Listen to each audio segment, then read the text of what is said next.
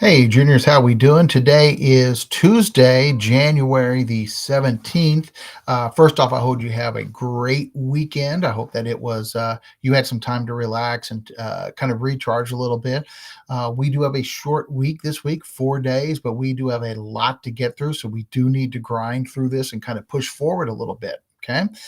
Today, what we're going to be doing is revisiting how to read a visual text. And we're going to be do that by looking at an artwork, a piece of artwork called New York, Welcome to the Land of Freedom. Now, the thing about reading a visual text, first off, a visual text is going to be some sort of image, right? Be it a graphic, be it a artwork, be it a photograph or something like that. And the idea of reading, we want to come back to that idea. And I said this before last week when we first started talking about this idea that reading, we're looking at it and we're seeing the clues and we're reading the message that the clues give us, right?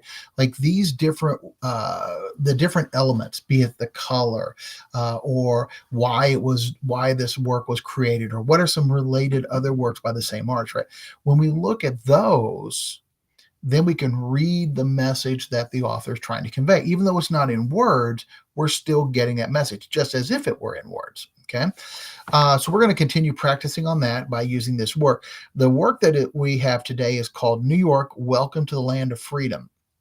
This was a wood engraving that was done and then reprinted in Frank Leslie's illustrated newspaper, first published in 1887, July 2nd, 1887. And the picture, and I'll show you to you in just a second, shows immigrants as they approach the Statue of Liberty. They're on a steamer boat, they're on the deck, they're looking up, they see the Statue of Liberty. We want to be able to critically read that and get some of those messages that the author or the artist is trying to give us. Now, as we are reading these texts, some things to remember.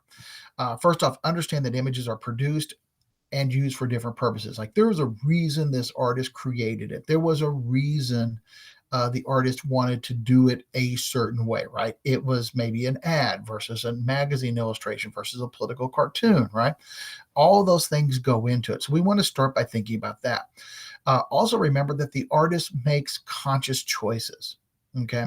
Everything that the author did or the artist does is intentional. They did it on purpose to make a whatever reaction, to make a whatever impact, to make a whatever statement, right?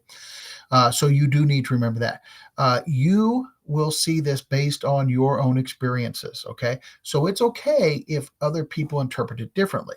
Your past experiences, your life, the life that you've lived, and the things that have happened to you, and the way you have seen things, and maybe you've seen other messages that are similar to this, right? And you're kind of building on this, or you have like a certain bit of knowledge. All of these go into helping you understand this visual. So it's okay if you see it differently than everybody else. Again, what was the purpose? What was the author trying to say? Are there similar works by this artist or other artists that kind of convey the same thing? Do they use some similar imagery, some similar colors? And then what was your reaction? Like when you get done, how did you feel about this? Some questions that you might think about asking is like, what do I know about the artist, right? Like, who was this? What do I know about him? Was there a special occasion? Was this done on a particular reason, right? Was there some issue or event or concern that sparked this? Who was it directed at? Who was the audience? Who was this intended to be seen by? What are the things that you notice, right? So some things like we automatically like, oh, we want to look for this or this or this, but maybe something just jumps out at you, right? Like you're familiar with something like, oh, wait a minute, I see this, right? What is omitted? What was left out? Was there something that you would expect to see and that you didn't? So it's kind of like the negative, right? And then how might other people view this, right? Like what are some of the competing viewpoints or interpretations of this artwork? Let's take a quick look at this here and what we are going to be doing. And here's the image right here. Now, this is kind of they call this a duotone. It's kind of a blue printing of it, blue and black printing of it. There are some other versions on Classroom. I can just flip back to it for you here real quick. I do have this version of the work. And this is more in kind of what it would have been like in print. This looks a little bit aged. This might even be a little bit clearer. And what we want to do then is we want to start looking at, like, what are they wearing? How are they acting? Like, look at this guy and look at this guy and look at them, right? And trying to get some sense of what's going on here. Maybe some sort of perspective as to where this is or how they're doing coming at this, right? So all these things we're going to try to do. We're going to try to look at all these different things and try to analyze and interpret this visual, right? Yeah, that one is a little dark, but I've got some other versions of it that we can use. All right, so today what we're going to do is we want to answer these questions right here.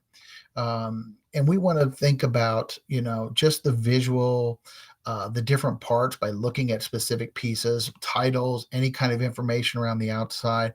This interrelationships, using the title as a theory and then comparing that to the images, right? Like sometimes like you get a word, but it doesn't match what you see. Is there a difference in why, right? Like what was the intentional message there? And then the conclusion, what can you draw from this? What is the conclusion that you can draw from this? Okay. This is a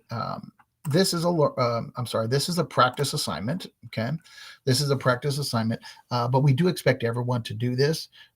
Everyone does need to accomplish this, even if you are not here today, because again, you're going to get another visual, and then that will be the learning check that you do. So we do want you to be familiar and comfortable with this process. We're also going to take this work and compare it to the reading that we're going to do next, because both of them have to do with immigration and the Statue of Liberty, both at the same place. So we do want to be able to draw those kinds of comparisons.